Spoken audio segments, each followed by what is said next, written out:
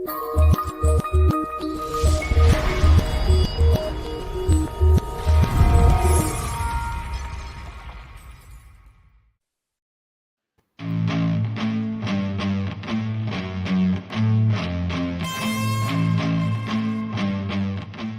is the Houston Football Show, brought to you by the Prime Social Poker Club and Inside Edge, with your hosts, Aaron Wilson and Jayson Braddock.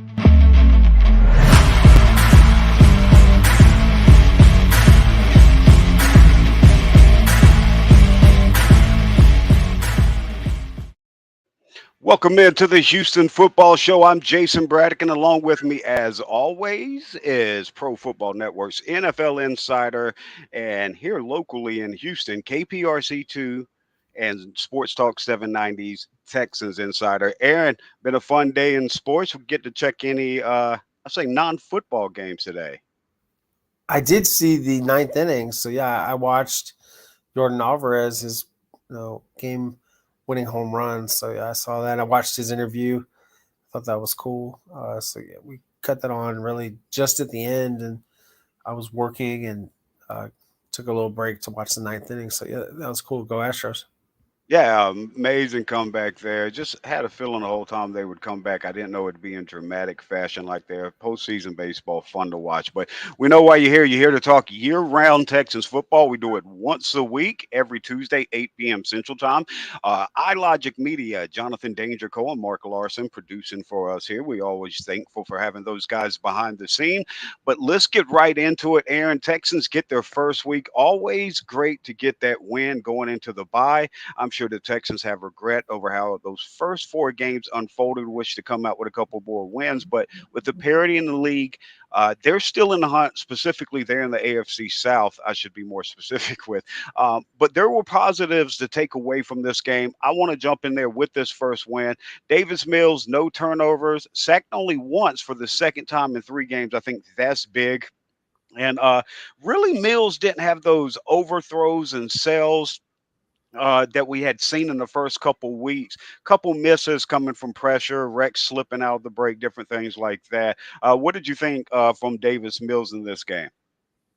I mean, I thought he was just okay. He was solid. The best thing he did was he didn't have any turnovers. So when he doesn't throw interceptions, there's something of a formula here. And Lovie Smith was acknowledging that. I asked about that on Monday about you can run the football, not turn the ball over, and have some timely defense, including the takeaways they had against Trevor Lawrence, a couple of interceptions, one by Derek Stingley Jr., another one by Desmond King on the Hail Mary heave to end the game. Then you can win a game with, and the special teams is like probably the only, unit that's consistently good. The punting, Absolutely. Great season so far by Keem Fairburn in the kicking game, and not a ton of big returns, but not a lot of mistakes. So pretty good kick coverage. Frank Ross, the special teams coordinator, has done a really good job again this year. And they have a lot of veteran players that are good at special teams, and guys like Grandma Arnold that have earned their roster spot on special teams. That's been a good unit. But Davis Mills, it's not like he's playing terrible. He's just, not playing a lot of, winning football. The best thing he did, there was some trust throws to Nico Collins on the sideline. There was a really nice touch pass to Jordan Akins that set up the game-winning touchdown. I thought he did okay. I mean, it's not like the Jaguars have a bad defense. They have some talent over there, but Sure. He did enough. And essentially what they've done now is they've shifted him to game manager. This is 100%. And that wait, let me stop you there, because that's actually where I wanted to go. It's funny that you mentioned that, because where is the balance, and does it shift later in season, like if they consistently lose or if they win? Is it based off of that? But where is the balance in developing Davis Mills' weaknesses or playing to the strength, because you're in these games and trying to win the game and being a game manager, like you mentioned? This point was made to me, and it really resonated. Someone with the team. They said that within the improvement, you're seeing a regression of statistics, but that he is a more complete quarterback. And I agree with that. What it means is he was only asked to read part of the field last year. So some of his success is triggered by just throwing to Brandon Cooks, who's open, and getting comfortable with doing that. Oh, When great you're point. asked to see the entire field and go from progression to progression, the margin for error goes up. You have a more opportunity to make different kinds of mistakes. And so we've seen within the same game, he's not consistent, as Nick Caserio said today, not consistent enough, at least. Right. We've seen him slide Now, in the pocket. We've seen him yep. muscle some throws. We saw against the Chargers, he led them back. We saw, progress. The issue is just really, when does he put it all together? And when he does put it all together, is his ceiling still very high? And the answers are kind of incomplete, but, we're starting to get some crystallization of what we think of Davis Mills. And it's a week-to-week proposition. But in my opinion, he's just showing that he's like a high-end backup or a poor man's starter. He's not showing you that he's going to be a top half upper echelon quarterback. He's going to be in the bottom 10 starters in the NFL right now if you were ranking them. And that's okay. That's where he is. You have to accept him, warts and all. He's your quarterback. If he doesn't commit turnovers, I am fine with them keeping him out there the entire season. And you see what happens in the offseason. You just chop that up then. But for right now, the way he played, there's nothing wrong with that. Jayson, it's fine. It's just, obviously they're not asking him to do very much. They're kind of taking a little bit of air out of the ball for him. Yeah, I think that's fair. I think someone could cut up bits and pieces of that and may disagree with it. But if you take the totality of what you said, I think it's beautifully stated. I think it states where he's at now, how they're treating him, and maybe from that, how they feel. So I won't add anything to that. I think that's well stated. Moving on to another young player, a rookie, in fact, 4th-round pick, Dameon Pierce. What else can you say to this point? He's not a top rookie. He's one of the top 5 running backs in the NFL to this season to this point. Aaron, what else do you say about Dameon Pierce? Well, Dameon is still improving. So this isn't true. Absolutely true. In my opinion, like the finished product of Dameon. And, if he can continue to maintain his health and like as he did on Monday, getting in the weight room, squatting with 425 pounds per Nick Caserio. So he's doing everything in terms of recovery and maintaining his strength in the season. He's a very strong runner. 5'10" is not tall, but you don't really want a tall running back. He's 218 pounds. He's very strong. He's got a max squat that's closer to 600 pounds. He's very strong. He plays much faster than his 40 time. I don't really care about 40 times. It's more what's your field speed like. If you can run 75 yards for a touchdown, then you're fast. So he's fast. He's determined. And he refuses to go down. So he's very admirable as a running back. He's got a different style. Arian Foster was more of a glider, and this guy is a violent runner. And I don't think linebackers look forward to playing against him because he's up in your pads, he's in your face, he's in your chest, he's in your grill really quickly. And he's a lot of fun to watch, right? Because the kid plays fast. His vision is improving every game. I know the 20-yard run is the one everyone talks about. What about the run where he sort of like stopped in the middle, right behind the center, right behind Scott Quesenberry, froze the linebacker, and then cut back?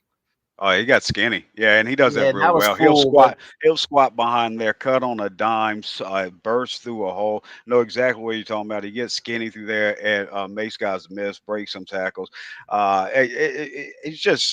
It's just fun to watch him. He makes watching the film after the games a lot more enjoyable. Now, moving on before we get to the go ahead. I actually passed on a comment, and I said it to Lovey when we were having our little media comment. I just said to him, I said, the way you're doing this, like, kind of reminds me a little bit of some of the things that Baltimore tried to do. They obviously added to that later, but they were just a team that ran the ball and played defense. Right. And they don't necessarily have a great defense here, but that the style of play, what they're trying to do, which is just blue collar football, that's fine. If you're winning, and there's no such thing as an ugly win. I think that was a quality win. This year. Jackson was talented. So, yeah, play hard. As Nick Caserio said, they play their ass off. They play very hard, and they are a hard-hitting physical team. They don't have every piece they need, but I think the fans can live with and appreciate this team, for what it is. They're in every game. No bells and whistles. Right. They're in every single game. They're competing. You wish that a couple of these games swing a different way, and then they're right there in the hunt. But yeah, I think I agree with you. I think the fans, with what the expectations were for the Texans coming in the season, um, this is a fight hard team that the fans can ride along with, understanding what this season the expectations are. And before I move to the defensive side, I don't think Laramie Tunsil and Titus Howard have gotten enough attention for just how good they play at that tackle position. Now, if they're 3-2 at this point, and they're tied for third best record in the AFC, then I think we talk a lot more about Tussle and Titus. But when you're 1-3-1, a lot of stuff gets covered over. But uh, these guys are just playing top notch with the protection there on the outside. And I think some of the interior struggles has kind of taken away from what we've seen from Titus and Tunsil, and just especially this last year, as good as Tunsil's been his entire career in pass pro. I mean, what we've seen him put it together and the nastiness there and run protection. How do you feel? They've played this year, and you feel like it's a little undersold, the talent level that they're playing at. I think it's a much improved unit. And you look back a year ago, Laramie Tunsil, he tears a thumb ligament around this time last year, out for the year. Titus Howard playing guard, then playing, out of position throughout the season. Justin Britt has COVID at one point, has some knee issues. You have a younger, more athletic center now in Scott Quesenberry. Right guard is better with AJ Cann. He's solid. He's a respectable starting guard. And then Kenyon Green has talent. He still probably could get in even better football shape, a little more optimal condition, but he gets movement, he gets push.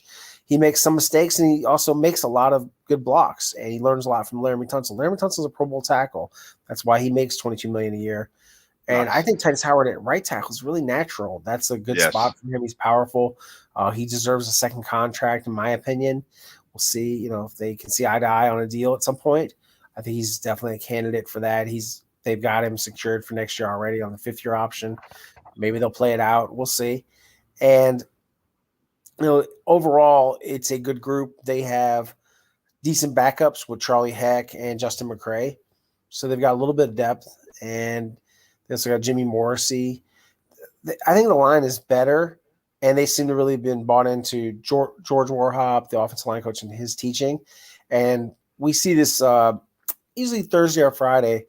They have homework, so they take tests, and they have written tests and quizzes, and the guys fill those out in the locker room. That's like a downtime for them to fill it out. And so you'll see Laramie and all the guys doing homework when they're not talking or playing cards. They have a running game. But, yeah, the linemen, it's a tight-knit group. They have lineman dinners. That's not very rare, but linemen getting together to eat. But, get together for like a nice steak dinner, and some of our good local restaurants, give them a couple recommendations. They don't need a lot of help finding the food. But, the big guys, that's not a bad group. It's not just Damian. They're blocking for him. And Davis does have a clean pocket most of the time. So, offensive line better. That's an improved unit. And you talk about the big guys. I want to flip to the other side of the ball before we hit this first break and run through some of the defensive guys. Maybe as a unit, talking about those big guys, let's stay there in the trenches. Defensive line group, Malik Collins, Rasheem Green. I think Rasheem's really been a blessing for these DNs with the struggles we've seen against the run. His versatility to play DN and D tackle, what he can do against the run, but also from the pass. We saw him at that D tackle position, bat a ball this last game. We've seen him many times pursue to the sidelines and make stops against the run while also getting to the quarterbacks in those games. Malik Collins does a lot of the dirty work, disrupting plays that goes unnoticed because it doesn't go into the stat sheet. And to finish off on that D line, these D tackles, Roy Lopez, Kurt Heinisch, Michael Drumfor, I think they may have found something with Lopez playing less snaps because he seemed more effective, especially on key plays. What's been your overall feel on these guys, those D tackles and DNs?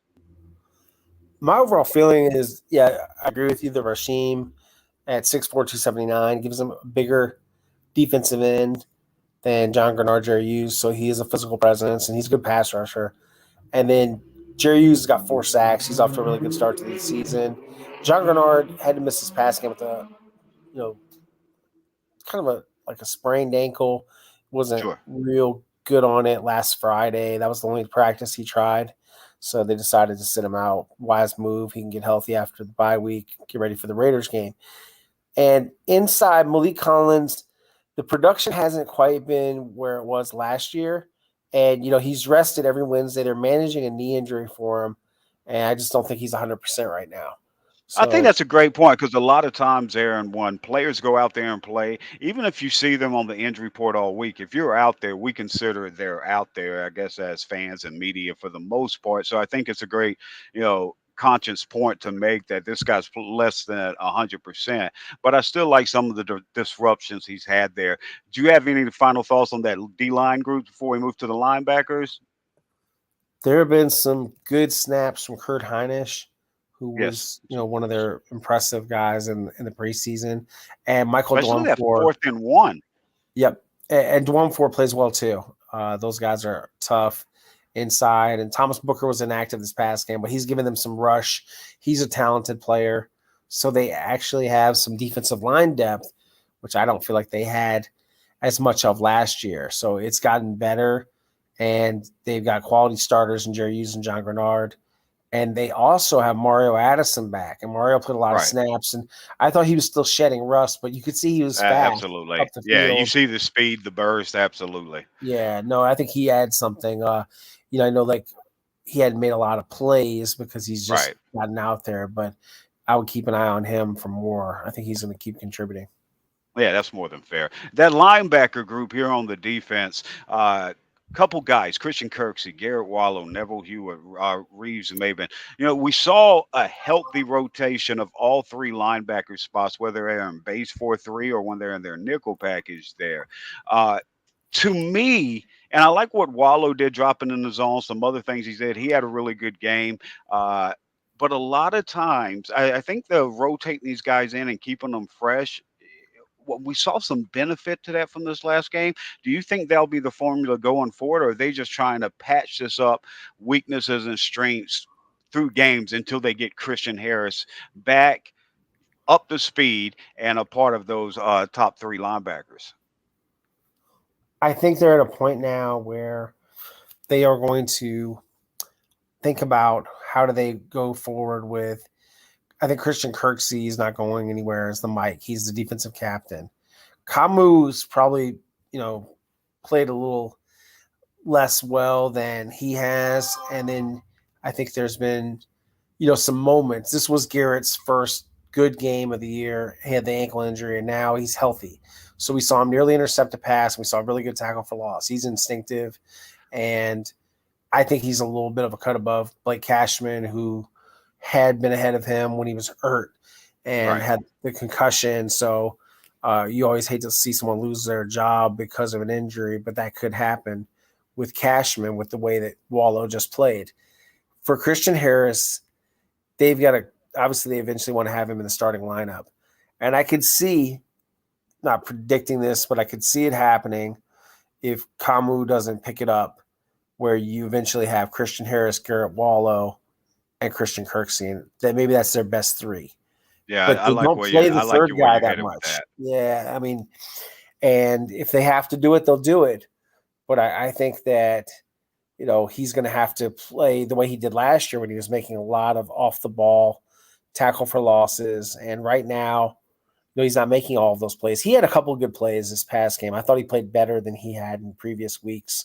And, I think the knee injury from the offseason, he had surgery. I think that might be a little bit of a factor in what has gone on with Kamu. He's also just a little bit undersized as a linebacker. Yeah, And absolutely. really all of them are. But I'm anxious to see Harris. I thought they were smart not to just throw him out there after a couple of practices because he had missed so much time. Absolutely. And they just didn't feel comfortable because he'd never played in a game before. But I'm sure that, he'll have a chance to be activated by the Raiders game, and then they have a decision to make. Nice. Yeah, yeah, 100%. So we'll touch on that a little bit going forward. You got the bye week this week, then the Raiders game. They're at 1-4 for the Raiders. Moving on to the secondary, then we'll hit the first pre-recorded spot coming up here in a second. But in that secondary, a lot of youth in that group. Derek Stingley, Jalen Petrie. I think he's still getting penalized because he had a lot of missed tackles early. He had one missed tackle in this game, but he's really starting to play with him and stuff a lot more, where you're seeing a lot less mistakes starting to click for him. When that aggression and the speed and all that all clicks together, he's going to be a special player. Derek Stingley as well, tied for fifth in the NFL with 5 pass breakups. He had an interception and a late pass breakup in this. We always knew Stingley was solid, and man, tackling is just special. Hasn't had a missed tackle all season to this point. He's playing 65% of zone. And so, I mean, we know the Texans aren't playing for a Super Bowl this year. He's getting that on the job training, 65% zone. They're only getting better. Desmond King really played well this last game. Steven Nelson was alert in zone, had some good plays as well. How much, especially the young pieces, how much can this team really grow together this year and take it into future years? I think considerably, Jason. They're going to keep adding to this. So they're going to look at, what can you do to make this even better? And you can't have necessarily a high price guy at every position or a high draft pick. But do I expect it to be Derek Stingley, Steven Nelson? Yes, next year. I could see them having the same starting secondary with Jalen Petrie and Jonathan Owens. Jonathan Owens has played pretty well. He's made a lot of tackles. It's not good that he has to make so many tackles. The biggest problem on the defense is the linebacker spot, and maybe that works itself out with some of the guys that they have that they want to plug in. So, they might have the makings of a decent defense. I think they're going to eventually have to get better at defensive tackle. I think that you just never want to settle. You want to aim high. You want to make sure you have enough good football players. They have some guys on one-year deals like Rasheem Green that I'm sure they'll entertain bringing back. And so there'll be some negotiations and things like that will go on going forward. Kamu is on a one-year deal. Mm-hmm. And so, we'll see how they proceed. But I think it's going to be very interesting to see what's their thoughts on their defense. Are they in a spot where they need to improve and upgrade? But okay. I feel pretty good about the secondary. I mean, they've played pretty well. They have had, some challenging receivers and quarterbacks to play against. They did a good job on Trevor Lawrence, and Trevor Lawrence has had 7 turnovers in the past 2 games. And wow. The fact that they were able to get, some turnovers on him, the Hail Mary pass, and the way that Derek Stingley read his eyes. And I'd love to talk a little more about Derek after the break and absolutely. What we saw from him. Conversation I had with his father as well. Yeah, that's a great point. Great point on Stingley, how he played the odds there in zone, went and got that pick in. Also, check out Aaron Wilson on Twitter at @AaronWilson_NFL. If you're not already, I'm at Jayson Braddock. And you can read those articles from KPRC to Pro Football Network, Sports Talk 790 that breaks down the conversation that Aaron Wilson had with Derek Stingley Sr. about what Junior did in that game. So great information there as always as well. Let's hit our first break. We'll come back and we'll get into some of the areas with Aaron after this first break that they need to really focus on that needs improvement coming in to that Raiders game. Come out and enjoy Houston's longest-standing poker room with a stellar reputation for class and quality, Prime Social Poker Club. At Prime, you'll enjoy an upscale social environment, fully stocked bar, gourmet dining, pool tables, dozens of poker tables, and many other fun games throughout the venue. You can also join their over 21,000 members with a lifetime membership for only $10. What are you waiting for? Get into the game. Come join us at Prime Social Poker Club.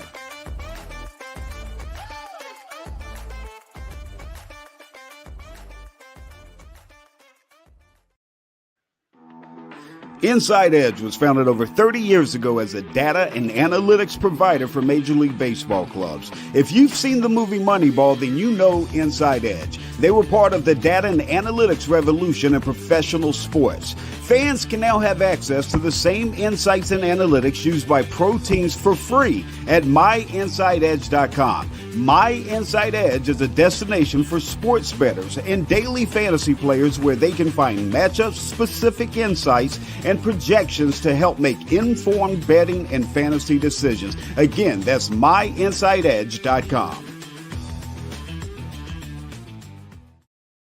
All right, we're back here on the Houston Football Show. Jayson Braddock along with Aaron Wilson, talking about areas that need improvement, Aaron. Interior offensive line. I mean, we're still seeing breakdowns in the running game. As you said, we're seeing improvement each week as this unit gets more and more reps together. But that interior offensive line is giving up the pressure. We saw two guys come. Quesenberry a little late to get over to that second guy. Damian Pierce picked up the first one through the A gap there. The delayed second guy coming through. Quesenberry is a little late to come off with Mills taking the only sack of the game in this one. Pretty good for the most part, but there's areas of struggle, and those areas are 90+% interior offensive line. What do you do? How do you work on this and get it fixed coming out during the bye week? I mean, not much happens during the bye week other than the players are off. So, you'll self-scout a little bit, and I'm sure there'll be some points of emphasis and things they'll say, but it's not anything that they had already mentioned. You try to coach guys to not commit crucial errors, to not make mistakes, but, there is no practice. So they're off. And I think the way you get better during a bye week is you rest up.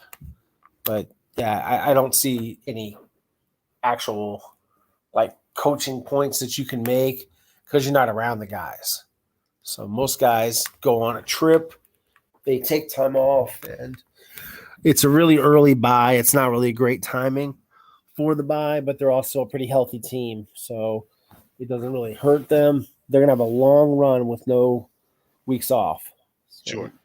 This is the healthiest you can get. I think that's the big emphasis. But, yeah, the interior offensive line, I mean, some of it Kenyon Green will just get better with experience, you would hope. That was one of the things. Yeah, absolutely. And I mean, we've got to mention it, but this past game, Kenyon's going to continue to get better and he's going to have down games, but it was surprising to me because he's just always been so solid in the run game. And this past game, that's where his biggest struggles. 5 different plays he had an issue with on the run game, with only 2 in the pass protection. So is that they're pretty stout. I mean, Jacksonville doesn't have a lot of big names, but they have some good players inside. And feel it was just more of a matchup issue this week? I think there's a challenge. I mean, explaining why people miss blocks or commit penalties is something of I would say a difficult exercise because you don't know, if the player is simply just overwhelmed sometimes by who they're playing against.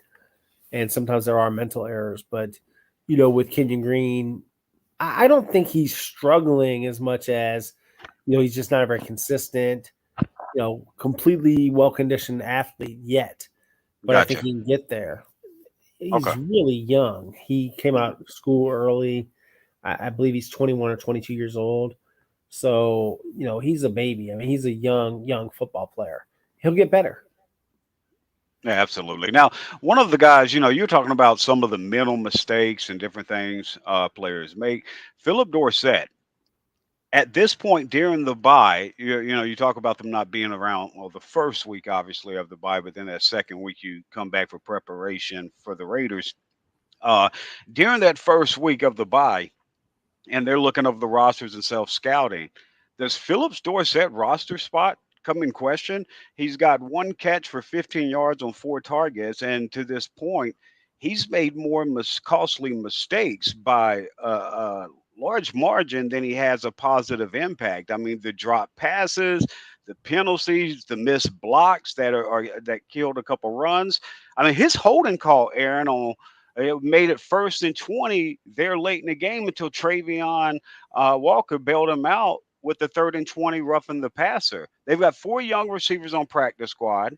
Do you give them a shot? Do you go out and add a free agent? Or do you just hold firm during the bye with Dorsett?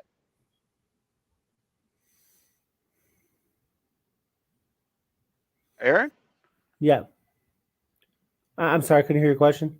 Oh, I was saying with Philip Dorsett, he's only got one catch on 4 targets, 15 yards, made more costly mistakes to this point than he's really benefited the team. We've seen the penalties, the drops, the missed blocks.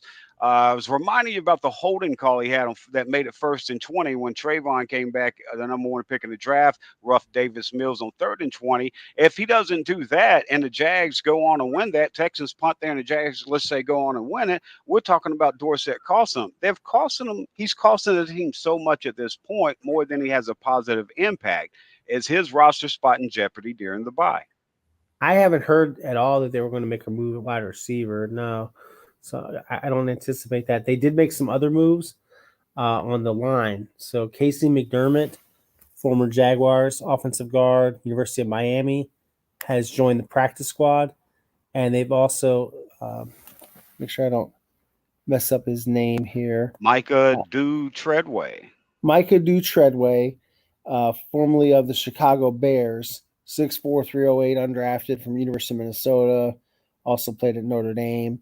Mm-hmm. So they bring him in, and he had worked out for them before, and they bring him in now for their practice squad. So a couple practice squad moves, and they also cut Nick Eubanks from the practice squad, the tight end that recently joined them. Well, doing the simple math there, they're going to have to, you add 2, cut 1. They're going to have to make another move. We've talked last week about Jordan Akins probably getting promoted, which he did for the 3rd time this past week. So do they kick the can down the road on Jordan Akins being promoted and just make that decision? I had one person predict to me that Brevin Jordan would be up and that Jordan Akins would just stay on the practice squad. And Shrek's got one more promotion. Yeah, that they'll, like you say, kick the can and delay that decision. Yeah, so I think that's fair. But I think Akins has done enough in the receiving game. The problem is you have a draft pick that you spent, not as high a draft pick as you did on Jordan Akins years ago, but that was Brian Gaines' pick. But Brevin Jordan is Nick Caserio's pick. What do you do? Because in my mind, Jordan Akins is just better at this point as a receiver than Brevin Jordan. So, it should be fairly academic, but maybe it isn't. And some of it has to be like giving Brevin Jordan more chances to establish himself. Jordan Akins is an older player. He's 29 years old because he played minor league baseball for the Texas Rangers farm system. And Brevin is just at the start of his career. So maybe Brevin will get better. But, he hasn't shown yet. He dropped passes in the preseason as well. So I don't know. I think they have a decision to make there. Is it a crucial decision?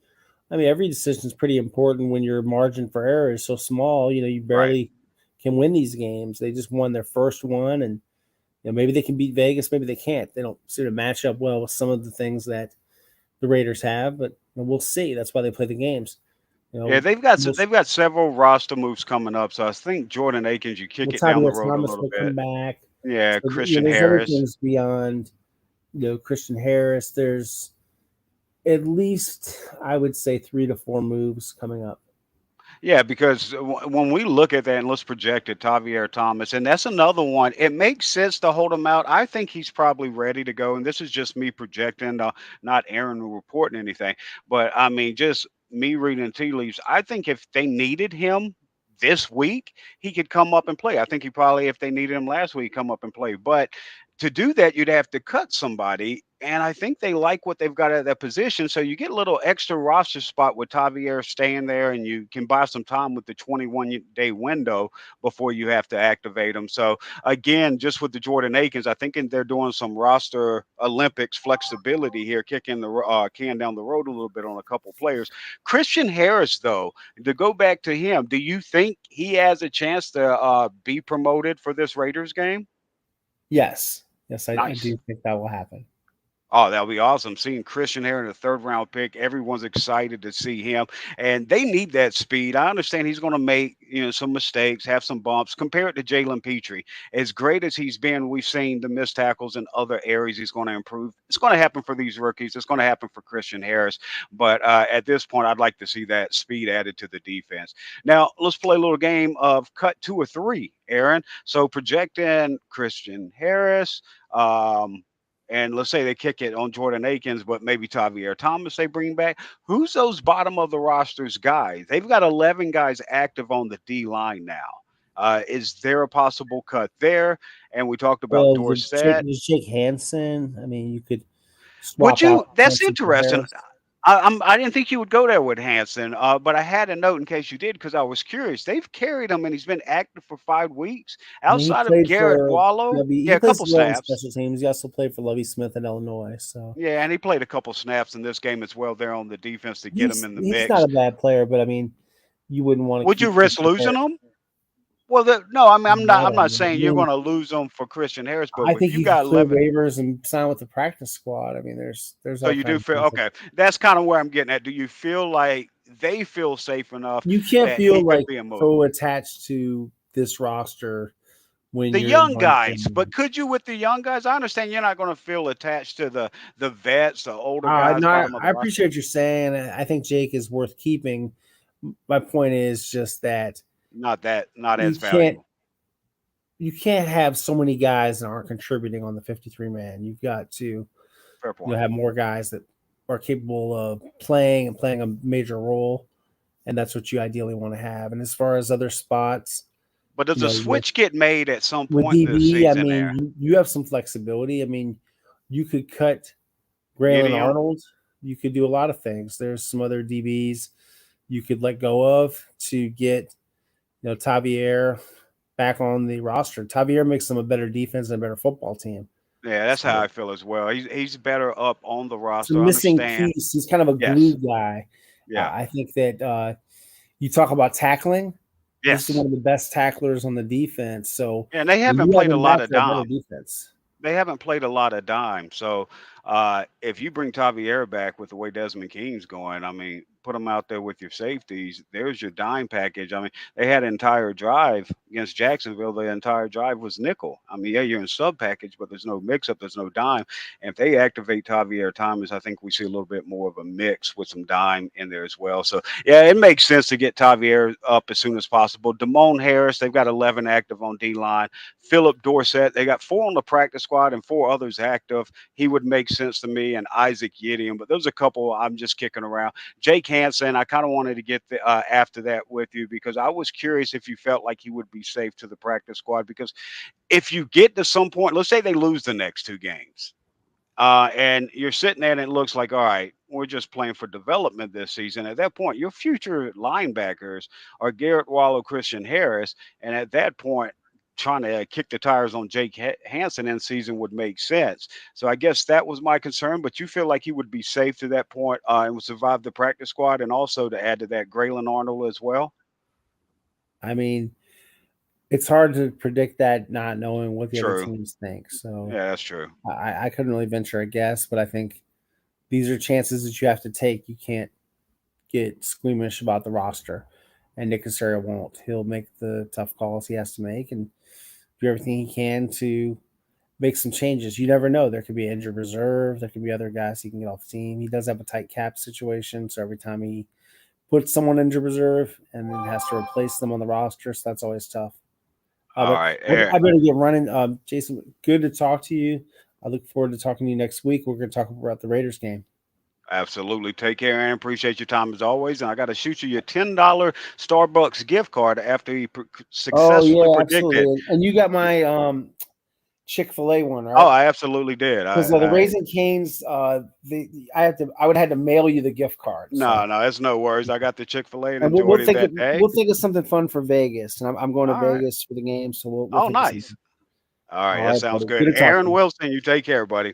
All right, that's Aaron Wilson, NFL insider for Pro Football Network, Texans insider for for KPRC2 here locally in Houston, and also Sports Talk 790 as well. All right, we're going to take a quick spot here to talk about our title sponsor. I'll get back into the second half of the show.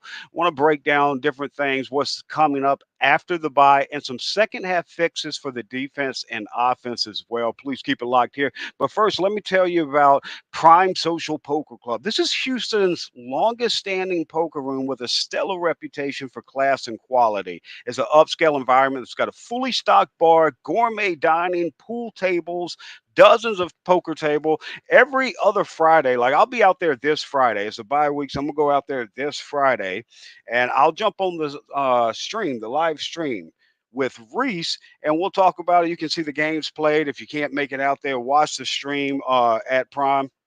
And me and Reese, he'll be breaking down the hands. We'll talk a little bit about the sports going on in the city as well.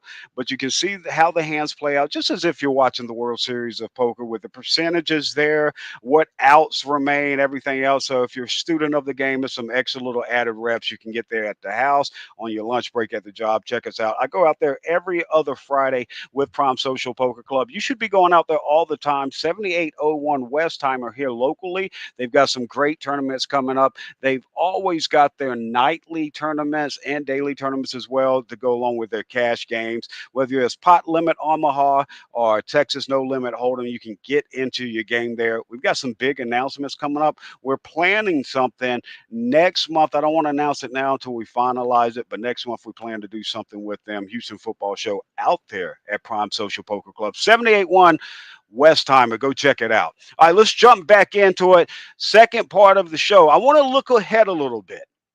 Texans' next 6 games. And we talked about this a little bit last week, talking about the next 6 games. And Texans were able to pull out that first one. Let's keep the trend going, looking at the next 6 games. Got that first win in the books. And you might not know this, but Davis Mills, this was only his second road win. Yes, hasn't been a lot of wins in his 2 years or year plus here in Houston, but this was only a second road win. And coincidentally, second time he's beat Jacksonville on the road. So Jacksonville is the gift that keeps giving in the AFC South, at least for the Texans, the last 9 times they played them. Well, the Texans have, in these next 6 games, an opportunity to get back in this AFC South race. Excuse me.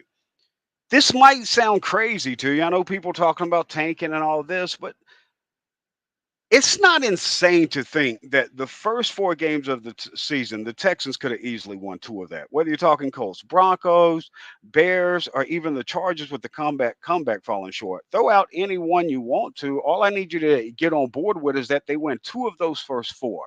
And anyone that watched those games played out and all the self-inflicted wounds and all the mistakes and still be there on par with them at home and on the road on those teams, the Texans were still in those games and competitive and probably should have won at least half of them. So with that thought in mind, this is the same football team. Yes, I guess you are what your record says you are, as the old adage says, but this is one of those situations that if just 2 of the 4, not even the whole 4, 2 of the 4 goes your way, you're 3-2. You're first place in the AFC South, but also with all the parity in the league, there's nobody even undefeated in the AFC. So your 3-2 record would make you tied for the 3rd best record in football. This team could easily be that. So keep that in mind. I just laid the foundation and the groundwork to just have you give me a little bit of leisure to lay out the blueprint for the next 6 games. And for the next 6 games, the blueprint is to win 4 of those. If you look record-wise, you're like, no, they're going to at least lose 4 of those. You got 2 1-4 teams, 2 3-2 teams, a 4-1, and a 5-0. The NFL is always said to be a game of inches, this year more so than anything else. So each one of these games are being swayed. These are mediocre teams. There might be 3 or 4 good football teams in the NFL this year. Bills, Chiefs, Eagles. If you want to throw somebody else in there, have at it.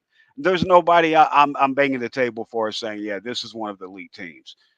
And there's teams with 4-1 and 3-2 records that I think are some of the worst teams in the league. So I wouldn't pay too much on the record. Let's take this game by game real quick, second half, and what the Texans need to do. Keep in mind they need to win 4 of these 6. First up, after that bye week, you get refreshed. Maybe you get Christian Harris back. Maybe you get Javier Thomas back after you get Mario Addison back, and he knocks a little bit more rust off. The team where most people are getting banged up, the one benefit of having that early bye week, you're refreshed, you're rejuvenated, and the Texans haven't been annihilated by injuries like some teams have. So it's a double benefit because you're getting players back, you're having your bye week, and you've been relatively healthy. Now you go into that against a team in the Raiders. Raiders 1-4. They have a worse record than the Texans. And this is a team I thought would be really good this year. They have a coaching staff and front office that Nick Caserio and the Texans front office are very familiar with, know how they're thinking, know how they want to run their team, their offense, and everything else. So I think this comes down to the variables of familiar. I can never say that word. I'm not even going to go there. This comes down to them being familiar. And by that, I tilt the scales more towards Caserio and Lovey and the Texans in this situation. And the Raiders have the pressure. They also on a bye. And they come out of this 1-5 as a team that many thought was going to be a playoff team, present company included. And then you got the Texans that many thought would be the worst team in football, and they're not. Now, you can say they're not a great team. You can say whatever you want, but to say they were going to be the worst team in football, I just never seen that, and they're better than 1-3-1. So we look at that. Let's expedite just a little bit more now.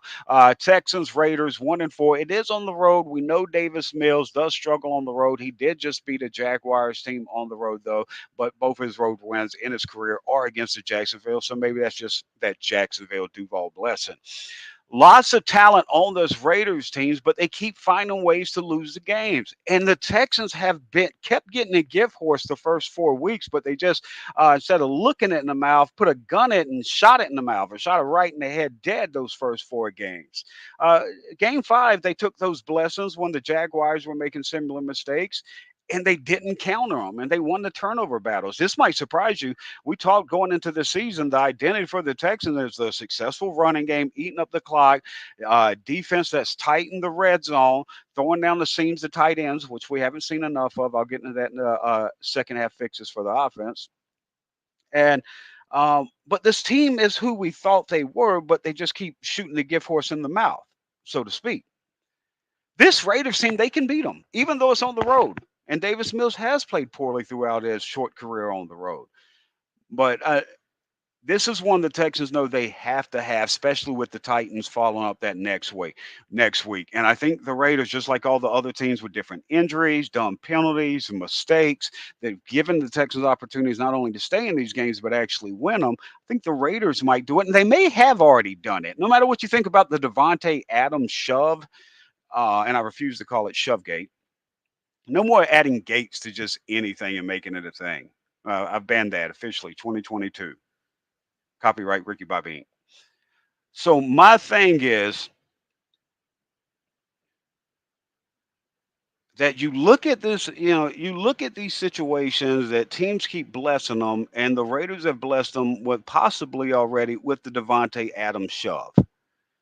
He shoves the cameraman, if you didn't see it, after the Monday Night Football game. He came out, apologized, and I'm a firm believer people make mistakes, humans make mistakes. But that being said, you still got to pay your penalty, and he could be subjected to a game suspension. I wouldn't even be talking about this if the next game after the bye wasn't the Texans. And that's why I bring it up, because if Adams does draw a suspension, then the Texans could get another blessing, just like Shaquille Leonard not playing and Patrick Surtain going out and Jerry Jeudy going out. And on down the line, David Montgomery going out early. They kept getting these blessings, and they possibly continue to. And it could start off with Devontae Adams, one of the top 5 receivers in the league. Moving on next to that Titans game. Titans 3-2. I talk about don't buy into these paper records this year. Here's the Titans' 3 wins. They beat 1-4 Las Vegas, who we just talked about the Texans having that opportunity to beat after the bye. They beat 1-4 Washington, who is game 5 of these 6 games I'm going to talk about in a second. And they beat the only team the Texans tied this year Indianapolis Colts, who are 2-1. That's the Titans' 3 wins. And they should have lost the Washington game. The only reason they won the Washington game is because Carson Wentz was blessed with a pass interference penalty that gave them 1st and goal at the 2-yard line. And with like 13 seconds so time to run off 3 plays, they pass, with the 3rd one being a Wentz interception. I understand they don't have any timeouts, but you can't get in from the 2-yard on 3 plays. Y'all deserve to lose that. The Titans did not deserve to win that game. That's a beatable team. 3rd week, Eagles 5-0 in a league of parity. They've managed to be the only team to remain undefeated. They've got talent on both sides of the ball. This isn't parity for me. I think what we have here is talent, true talent on both sides of the ball. And this is a team. Anything can happen on any given Sunday. It's a home game for the Texans. I'm giving that one to the Eagles. If you still want a surprise one, all well and done. But let's just count that as a loss. You still need 4 of these other ones 5s. Those first 2, I think, are winnable games for the Texans. Then you got 4-1 Giants. Paper record. I know we all love Brian Dable. He's amazing. He brought Saquon Barkley back from the death. He made Daniel Jones a quarterback that you can manage a game around.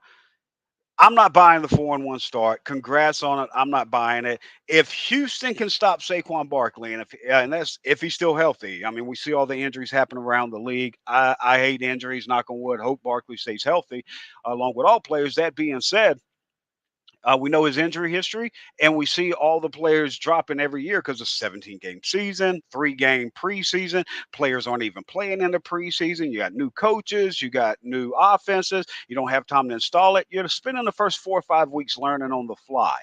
And Saquon Barkley is that offense. He's the Jenga block that I talk about a lot of time. You take Saquon Barkley out, the whole thing collapses. Can the Texans take him out? I don't know. They haven't shown that yet. If they can fix it by the time they face the Giants, they've got a possibility. We'll see how that plays out. I think that's a winnable game. Home against a 1-14 Washington team. This is a game you better win. You're playing Carson Wentz. You're at home against a 1-4 team. If the Texans, if they win 2 or 3 before this game, let's say the Texans win 3 or 4, like I think they have an opportunity to. Not saying they're going to, because they've had these opportunities to win 3 of the first 4, or maybe 4 or 4, depending on how you view it, and it came out with 1 tie. So I can't give them the benefit of doubt. What I'm saying, though, is there's that opportunity. If they win 2 or 3 of these games after the bye, say they lose the Eagles, they beat the Raiders, Titans, and whichever way you go with the Giants. Now, you got this 1-4 Washington team. You're back in the hunt. If you win this game, at least you're back in the AFC South contention because all these teams are mediocre and they're going to feast on each other all season long. Lastly, I think that's it. So I think four of those first 5 of the next 5 games after the bye are winnable games. And I think you have to take into account where you're playing at, getting that early bye week, being refreshed, coming back, getting players back and benefiting from not getting hit with a lot of injuries. And also Davis Mills getting more comfortable, Pep getting more comfortable on how to coach to Davis's strength as well. Last game, Dolphins. For the season, I wouldn't have counted this. Early in the season, I wouldn't have counted this. But the 3-2 Dolphins have Waddle banged up, Tyreek banged up, Tua banged up. Now, this is 7 weeks out, so anything could be the case at that point. But even if they're back healthy, this defense has got so many injuries in that secondary. People are throwing all over them. This pass D can get torched. And a lot of these teams, if you run through these next 6 games, and you look at how they're ranked, they either got a hole on their run defense or pass defense, or either both. None of these are stellar defenses outside of probably the Eagles. Win 4 of those 6 games, the Texans are in hunt for the AFC South. That's why I'm not getting into the draft talk yet. That's why I'm not getting into the tank talk, because I think this is a team that should already be among the top 3 to 6 teams in the AFC if even half the things went right that went wrong for them first. I think it's advantageous where they're getting the bye and how healthy they've stayed and the players they've gotten back to this point. And so my belief on this is that they can win 4 of these next 6 games. But I just watched the movie and report on it. They lay out the plot for me. Let's take another quick break. We'll come back and end this show right after this on the Houston Football Show.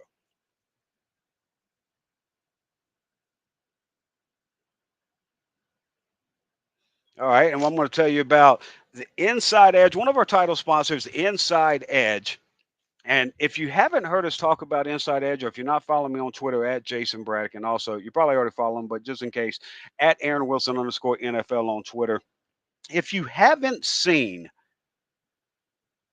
the tweets and the stats from Inside Edge that I put out there, this isn't me. This isn't me. I crunch a lot of stats, look at a lot of film, all that, but this isn't me. This is Inside Edge. And who's Inside Edge is probably what you're asking. Well, if you've seen the movie Moneyball, you can probably relate a little bit more. Over 30 years, they've been bringing analytics to professional sports, back with Major League Baseball clubs, now through sports franchises, through every type of league in sport. And they've made it available. PR staffs have this package. Your favorite websites have this. So just these incredible stats. And now they've made it available for free to you at myinsideedge.com. Go to myinsideedge.com to check them out. Also, if you like to bet the lines, you got to check out the best part about about Inside Edge are their 5-star picks.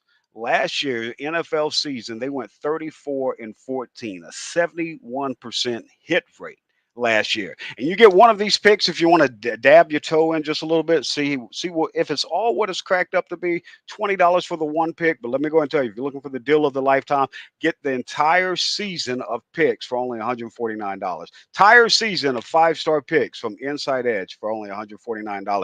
Use code Houston, get an extra discount on top of that. All right, we're back to the Houston Football Show. Listen, strong here. Got a couple more segments here where I want to talk about second half fixes. Went a little long-winded in the last segment. Want to speed this up a little bit. Zone coverage. They have to get better in zone coverage, and this is one of the second half fixes. I want to start on the defensive side, but part of that is through repetition. You've got 2 rookies that are playing tons of reps, and these are live reps they're getting. The Texans aren't expected to play for a Super Bowl or go deep in the playoff or even to make the playoffs. They're playing this secondary 65, 70% of the time in zone coverages. We already knew who Derek Stingley was, man coverage coming out, and I knew he was a good tackler. I didn't know he was this great of a tackler. And if you follow me on Twitter at Jayson Braddock, you'll see the Inside Edge tweet earlier where I tweeted out he's one of only 4 defensive backs in the entire NFL that has a 0% missed tackle, meaning every tackle, all 24 of his tackles, he hasn't missed one tackle. Only 4 DBs in the entire NFL, and this one's a rookie, hasn't missed one of them. So you got that. You've got the man coverage, and you see when they play him in man that 35% of the time, and they ask him to go against number 1, he's right there in that hip pocket. When you need him to be that guy, he's going to be that guy 2023, 2024, whenever it may be. He's going to be that guy. I like what they're doing with it. Now that I'm seeing a little bit more of the Picasso come out or the painting develop a little bit more, because a lot of times we got to just read the tea leaves and see, especially with Caserio. He's not going to give you a lot. He had a press conference today. I think he said they play football at NRG or something groundbreaking like that. Dude's a genius. He doesn't have to be personable to me if he keeps making the decisions he's made, the large majority. And you're not going to agree. You'll see me criticize decisions of head coach, OC, all that. Take it with a grain of salt, because it's in the totality of everything, it might just be a grain of salt. If Nick Caserio is doing 80% of the things I think are just genius, I can brush that other 20% on the rug. I don't need him to be personable. I need him to get Christian Harris in the 3rd round. I need him to get Jalen Petrie in the 2nd round. I need him to get Damian Pierce in the 4th round. You see what I'm saying? Once you got that type of clout with like, oh, okay, let me just shut up and sit back and watch. Let you finish painting. So we're starting to see more of that painting and how Stingley's development's coming along. Where 65% of the time, 70% of the time, he's in zone coverage. Work that weakness in a year where you don't have high expectations. So next year, when you hope to make that deep playoff push, then you have a well-rounded Darrelle Revis. And that's what the expectation is. And when you take a corner 3rd overall, that's what the expectation has to be. I think that's what the expectation was. And the crazy part about it, I think Stingley can hit the expectation.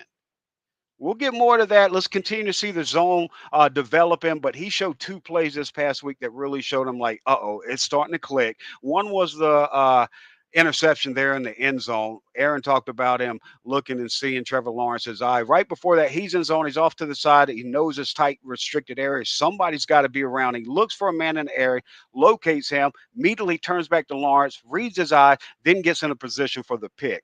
That he's not making that week one. He's not making that last week. Seeing that type of growth, you're like, oh, okay, all right. Let me let you work. I see what you're doing now, and it makes a ton of sense. And when you see big picture of the Houston Texans and what Casario and staff are building here. Linebackers dropping all season. Let's move on from the zone coverage here. Well, a little bit of an add-on, I'll say, to the zone coverage.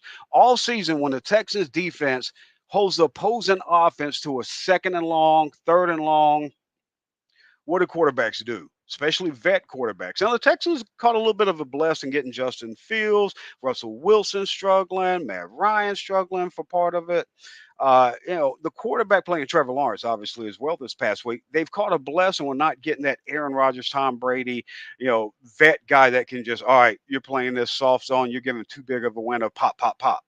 But it has been so soft, softer than it's supposed to be. So it's not Lovey's defense, it's how it's being played. Part of that is the linebackers getting deeper. Part of that is Stingley still growing and getting the field exactly when he releases, when he drops, and it's coming to him as we just seen. I mean, the end of that game, to put a period on the Stingley thought from earlier, the end of that game, he's in zone. They throw, I don't remember his 4th down or what, but they throw, and Petrie was over the top. Stingley drops in coverage and gets his 2nd pass breakup, his 5th of the year, 2nd of the game, 5th of the year, which makes him tied for 5th in the NFL. So you're seeing that click for him and seeing Stingley grow as a player. But that defense with Stingley and other players, even safeties, but it's mostly linebackers. And you'll keep hearing them talk about the issue being the linebackers because they got to help out against the run. We're seeing too many missed tackles, not filling, and they got to help out against the pass. We're seeing too many zones that are soft, that are softer than what they're supposed to be or what Lovey would expect. And I'm putting words in Lovey's mouth there, but what I would imagine Lovey would expect. Linebackers dropping, though. Defense does a great job, holds them into a 2nd and long, 3rd and long. Vet quarterback just drops back, and he's hitting that soft spot. He's just waiting from the clear hip to hip to move into that soft spot and throw it in anticipation. You can't stop it because it's just too soft because of the coverage. Aaron talked about Garrett Wallow coming back. He made a difference. We saw him not only get into that passing lane, make a pass breakup one time, we also saw him get back. He was kind of confused and turned around. But even though he was still getting back into the feel of it, he had closed that window so much, it made it so tight. Lawrence had to overthrow the window. That's Wallow dropping in coverage, and that's what you want to see from your linebackers that you're not seeing from Kamu in coverage. You're not seeing from Kirko in coverage. You're not seeing from Neville in coverage the few times he gets in there. You see him in the run game, but the Texans have a bunch of linebackers that like, oh, he can do this, he can't do that. He can do this, and they're patching them together, and the rotation made a lot of sense. I thought that was artwork this past week, the way they rotated all 3 guys, kept them all fresh, bringing guys in, and you saw it erased a lot of the mental errors, and some guys, especially Kirksey, played better early and late in the game in key situations, and I think that rotation played a part of it. So Texans are continuing to develop. It's not just the rookies or Davis Mills that's continuing to develop. The coaches are learning their players. The personnel's learning their personnel and where the weaknesses are. And so I think the bye week, most years, week 6 bye could really hurt you. This year, I think everything, when you bring it all together, is actually beneficial to the Texans. Also, getting Christian Harris, we talked about him getting back. I want you to have some patience with Harris. Let's go back to the Petrie analogy. As great as he's been, as exciting as he's been, the interceptions, the big hits, he's also leads the league with 9 missed tackles, had 1 more. So we're seeing him slowing it down and correcting it. The game's slowing down for him. And I don't want to bag on them too much on those missed tackles because they were so front of the season heavy. And so we're starting to see them come on. But the only reason I bring it up now is because I'm not saying Harris is going to have 9 missed tackles early in his career. What I'm saying is they're going to be bumps. He missed all of camp, maybe not all of it, but he was hardly out there struggling with his injury. Then he comes back. He's got to get the playbook. He's got to get the live reps. Then when he gets in the game and he gets the live reps, he's got to understand the feel for his teammates around him, what he's seeing, and the speed of the NFL. It's going to be a lot, no matter how talented he is. Give him some grace of a learning period, but I'm excited to see his speed in that defense to help try to patch up some of the holes. Pressure, pressure, pressure. If you're going to play 65, 70% of defense, the D line needs to create pressure.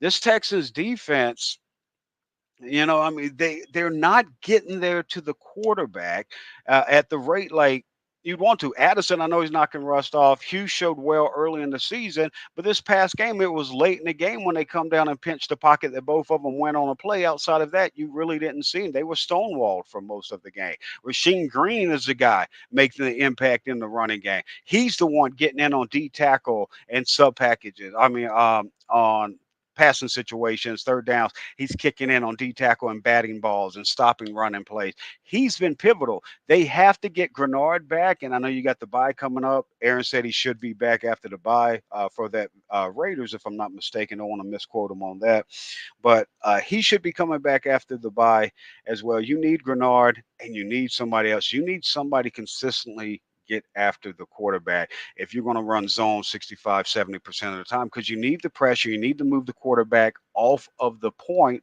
and it's not happening right now. And they're just sitting there and waiting for guys to clear the hip to hit with anticipation to those soft spots of the zone. And that's what's killing the zone. But I don't want to give you the negatives on all the fixes without pointing a positive that I think is really being brushed under the rug on this defense just because the team's 1-3-1. This Texans defense is a bit underrated. Let me tell you the struggles first before I tell you where they're underrated. Yeah, they're 29th against the rush, horrible against the rush yards game, rush yards per play, however you want to divide. They're 29th. They're not good at it. They're also 29th in first down allowed per game. Now, some of that might have to do with the Texans offense giving up the most 3-and-outs, that the Texans defense just sees so many series, and that they're just worn out giving up more of these first down conversions. But 29th, both of those categories. And back to the pressure, 20th in sacks per pass attempt. Bottom third of the league is not good enough. So we look at that before I tell you the positive, though, and where I think they're a little bit underrated. I called Lovey's defense in a press conference, bend not break, and he said it's not a compliment. And I didn't mean it as a compliment when I asked it. I meant it for what it is. It's a bend don't break defense. Between the 20s, you can move the ball, you can hit passes, and you could possibly get some gashes there in the run game. But when you get down into that red zone, and when you get down to go, it's lockdown. It's almost like, you see the green and then you see the red territory on most graphics on NFL screens when they're showing the field. Well, that graphic's almost like the Texans defense, except it's like green from 20 to 20. Then you get inside that 20 and it starts turning a little oranges, kind of, almost reddish. And then you get inside that 10 to 5. Closer you get, it is just pitch fire red with this defense. The Texans defense, some areas that might surprise you, they're ninth in interception rate. They're fifth in red zone. They're first in goal to go. The Texans defense is the number one team in the NFL in goal to go situations and top 5, fifth in red zone situations. Yes, some of that's a benefit of the numbers due to seeing Russell Wilson, Matt Ryan struggling, Trevor Lawrence struggling, all of that. But this is the same defense. If we want to say that, we got to say this is the same defense that allowed those players to light them up between the 20s. Run to them between the 20s. Once they get down to the red zone and go to go, it becomes lockdown time, and they have done that. All right, last segment of the night. Let's look at second half fixes on the offense. Receiving back. I've been saying it before. The preseason, during the off season. I feel like I've been saying it for years. I don't have anything against Rex Burkhead, but I'm not a guy that I can meet a guy in the locker room and be really cool with him. He misses a play, I'm gonna put a video up of him missing a play. That ain't on me, dude. That's on you. This is your film. You're writing this book. I'm reading this book. And so they might have, players might have hard feelings. I'm not talking about Rex. I don't know Rex, never met him personally. So I don't know him personally. He might be the world's greatest guy. This is a $1 billion business. It is bigger than Rex Burkhead and those that love Rex Burkhead. It is about the Houston Texans fans, those in the building. It's not about doing right by one player at the end of his career. Last year at 31 years old, Rex Burkhead had 124 carries. That's the most carries of his career at 31 years old. The team that drafted him didn't even rush him that much. His most carries before that, I think, was like 5, 6 years ago. Was like 26 years old or something, and he only had 74. He comes to Houston at 31, he gets 124. Then the next year, they drafted back, and the first game, they give him 50 snaps, and Dameon Pierce, this stud rookie, who's top 5 in rushing despite only getting 20 offensive snaps week 1. So, like, all right, we finally got a forced hand. We've been called out with forced hand. We'll play Dameon Pierce more at running back. And Dameon Pierce plays more at running back, and he's stellar. But they're like, all right, well, we got to get Rex involved somehow. Let's throw him some passes. Rex Burkhead is the most targeted running back on third down in the entire NFL. He is 32 years old. No statistic can you find has he been good on catching the ball, running after the catch, or doing anything with the catch. And he is on pace to shatter his career at 32 years old. He is on pace to shatter his career high in targets and receptions. He's not a receiving back, but you're like, well, we got to give Dameon Pierce rest.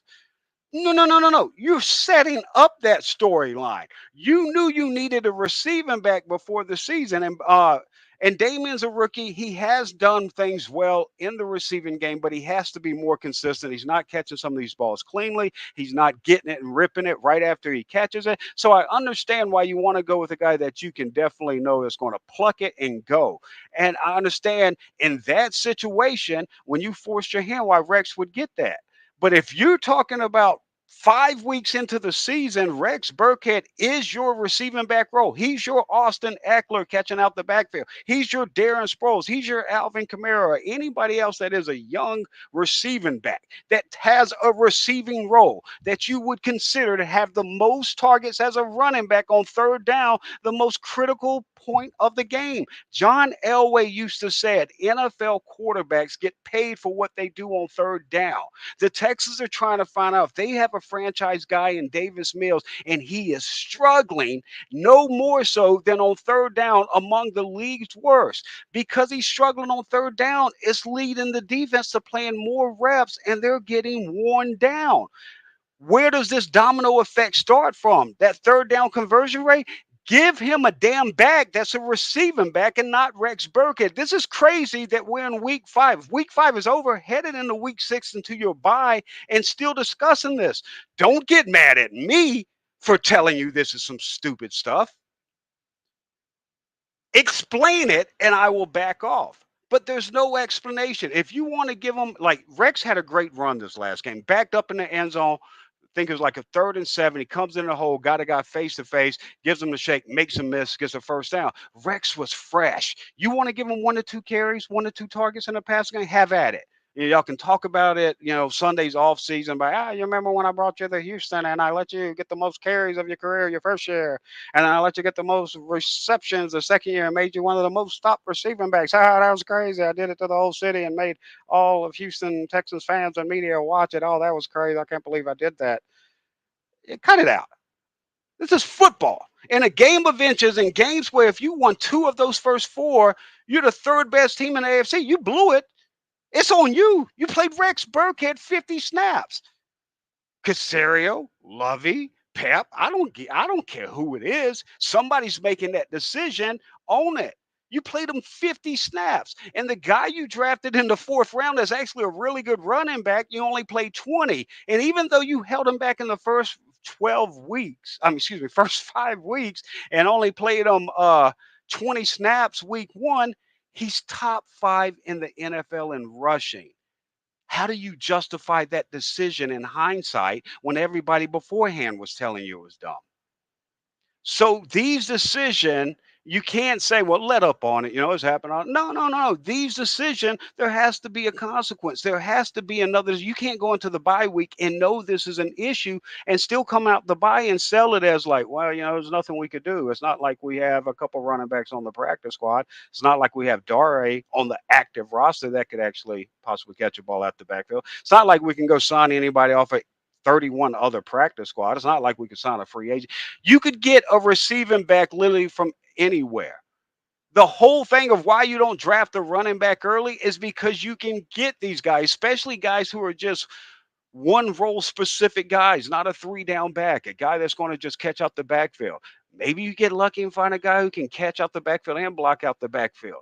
Anyway, something has to happen there, and they need to go get a receiving back if they're truly playing this year. If you want to tank, no issue with it, then at that point, I don't need you giving Dameon Pierce 20-plus touches a game. Both can't be true. Both can't make sense. Rex Burkhead's work and Dameon Pierce both can't make sense. You either need a receiving back if you're trying to win games, or you need to limit Dameon Pierce to 15 touches a game because this year isn't meaningful and you're tanking. I have no problem with you tanking. I don't understand it. Now, the players in the locker room might have an issue, but I don't think this team is tanking. You see the workload they're giving to Dameon Pierce. That just means the Rex Burkhead is an illogical decision that's not backed up by the eye test, not backed up by the stats. And it's just a personal decision that is holding back a team, and it's holding back to a point where they're 1-3-1 when they should at least be 3-2. Last I'll say on that, moving on, number 3 wide receiver, Philip Dorsett shouldn't be on the roster. I'm sorry, why are you calling for all these people's jobs? It's a business. I look at it as a business. I cover it as a business. I'm not trying to go to these people's house on Monday and have tea and crumpets with them. Philip Dorsett has 1 catch on 4 targets. He's got more drops than he has catches. He's got 1 catch on 4 targets for 15 yards, and he gave you a penalty in crucial point of the game. He's costing you at 4 times the return than what he's giving you in return. His roster spot doesn't make sense at this point. I'd rather see Tyler Johnson. You've got 4 young guys on the practice squad. I'd rather see one of these guys come in and get the rep. The number 3 wide receiver spot has been so bad that Mills didn't even throw to a 3rd wide receiver this past week. You realize that. Mills' wide receivers he targeted was only Nico Collins and Brandon Cooks, and the 2 running backs, Burkhead and Pierce, and then the 3 tight ends. He did not target Tyler Johnson. He did not target Philip Dorsett. And there was points where he may, I'm not going to say because I couldn't see his eye on it, that he may have seen one of them open, went to the next read. And I wouldn't blame him because with all the drops, I don't know if I'd trust these guys as well either. You've got to get that number 3 wide receiver position. I don't know if it's one of the 4 guys on the practice squad. I don't know if it's Tyler Johnson. I don't know if it's someone on another practice squad or a free agent that's out there. But if you're competing to really try to contend in the AFC South, which you can do, then you have to find that 3rd wide receiver. And you've got to do it now. You've got to play the Mills strengths. They've done that at times. Get ahead of the chains. Stay ahead of the chains. They showed Davis Mills on a 1st and 10 doing some RPOs where he runs with it. I love that. I think they should do that more. It takes another rep off of Dameon Pierce's legs. And I know he didn't get a ton of rushes in college. Like, well, why are you worried about his workload? Because it's real. If you get close to 400-plus touches, your body starts to break down. Jonathan Taylor, 299-plus touches, 3 straight years in college and his first 2 years in the pros. It's just how humans are built. And we've seen it time and time again, no matter how talented the running back is. So be cognitive of it. Don't put more work on Dameon Pierce than it has to be there this year if you're not playing for the AFC South. And I think they could be playing for the AFC South. But if you're not, then fine, give Burkhead the work or anybody else you want to. Keep him on a 15 touches. But if you're playing for the AFC South, man, then you need to give it to you need to give Pierce the work, and you need to find unique ways to take reps off the Dameon Pierce even in these games in contention without the fall off. That RPOs with Davis Mills and a true receiving back. The RPOs 1st and 10, you catch them off guard. They're so scared of Dameon Pierce at this point. He's got 18 broken tackles. The next closest is 13 in the entire NFL. Run that RPO. He's going to get you 2 to 5 yards every time on that. Get ahead of the chains. What else it does? It gets you, stops you from those foolish offensive line penalties that set you behind on chains, wide receiver penalties, so on and so on. Also, more seam and underneath throws. We don't want Davis Mills to be a check down. That's what I keep seeing people saying. He hasn't been a check down guy. I want to see it. The team's built for that. Check down, check down, check down. Do it. Just have a receiving back to check down, and you'll be surprised how much more efficient the offense gets to. Interior offensive line, they've got to be better. I understand Kenyon's a rookie, but 5 busted plays, 5 different plays in the run game, 2 in the pass. If he had 5 bad pass reps, I would understand it more because of where he's coming from as a run blocker. 5 different plays. Again, rookie early in his career, not going to beat a dead horse too hard here, I guess. But you can't have that, especially with Quesenberry and AJ can't have him plays messing up. But the chemistry is really starting to come along. Laramie Tunsil, Titus Howard just playing at an exceptional level, and Tunsil's really taking his game up in the run game this year. So that interior offensive line, they have to find something to be more consistent, and they really start breaking down in short yardage situations and in the fourth quarter. So in those situations, the interior offensive line, they don't get better. It doesn't matter who the back is, who the quarterback is. The team's not going to get better. If the interior of the offensive line is soft, the entire thing collapses from the inside. Fourth quarter, fix the fourth quarter. It's not all on Mills. Some of it's offensive line. Some of it's drops, but a lot of it is on Mills. Whatever it is, the team as a whole has to be better in the fourth quarter. Protecting Mills, he has to be better getting the ball out and protecting the ball in the fourth quarter. 7 of his 12 sacks this year have come in the fourth quarter. 3 of his 5 turnovers have come in the fourth quarter. Mills and the Texans have to be better. More than anything, they have to be consistent. They've got the formula in place. You've got a dynamic top 5 running back. You've got a top 5 turnover margin, team, defense, however you want to. But yeah, they're tied for 4th in turnover margin. I think they're +3 if I'm not mistaken. That's a formula for winning an elite running game, winning on the turnover margin, and a game-managing offense. And that's what I'd run with Davis Mills. I think the formula could change later in the season, but early in season, run that game manager offense like while you're still in the hunt, and don't worry about improving on his weaknesses unless it's just like a shot here, a shot there to just see if he can improve on it in game. Now you get to the point you're 1-7-1, 1-6-1. You get to the point it's clear that, hey, you're playing for a pick at this point. Any win helps. At that point, I'd still leave Davis Mills in at quarterback. And I would start playing towards his weaknesses and see if you can develop that up by the end of the season to help you make that decision in the draft. But that's the bye week episode. Win and Buy is what we're calling it. The 12th edition of the Houston Football Show every Tuesday, year-round, 8 p.m. Central Standard Time. Aaron Wilson, Jayson Braddock with the iLogic Media crew producing. We appreciate you always checking us out, telling somebody about it, and sharing it on social media as well so we continue to grow this and continue to build it because we got some great plans in store where we want to go with the Houston Football Show. That's it. 12th episode in the books. Can't believe it's already flown by that much. Enjoy your bye week. We're back at it next week previewing those Las Vegas Raiders. Prime Social Poker Club opens daily at 10 a.m. and doesn't close until the last person leaves. Now, that's 24/7, 365 days a year, so you can always get your poker game on at Prime. Also, daily, free play starting at 10 a.m. to 1 p.m. with happy hour from 4 to 9 p.m. They have daily and nightly tournaments with buy-in starting as low as $60 and going as high as $5,000. Now, check this out. Guaranteed prize money as large as $2 million. What are you waiting for? Get in the game. Prime Social Poker Club here locally in Houston, 7801 Westheimer.